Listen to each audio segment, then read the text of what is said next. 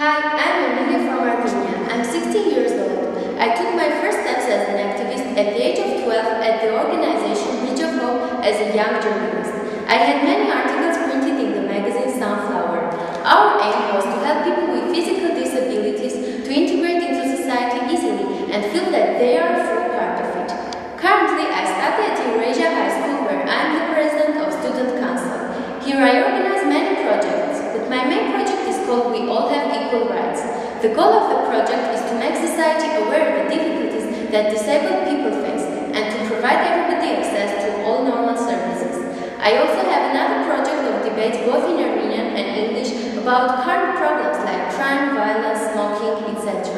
But the best thing I did in my life was helping a homeless woman to settle in a retirement home. Of course, I couldn't do it alone and I did it with the help of my mother. By helping people, I feel useful and happy, and their smile is the best reward for me.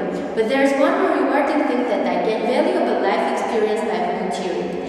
Everything is not easy on this globe, but I'm not afraid of that setbacks because I'm doing my favorite work. I do volunteer work as there are so many people in need, and by helping them I can really somehow improve the situation. I want to spread awareness about these problems because I want people to become more active and supportive.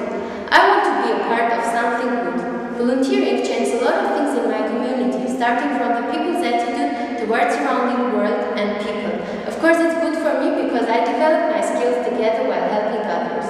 I want to join this project of global change makers because a 1,000-mile journey begins with a step, and I want to take that step forward by participating in this project.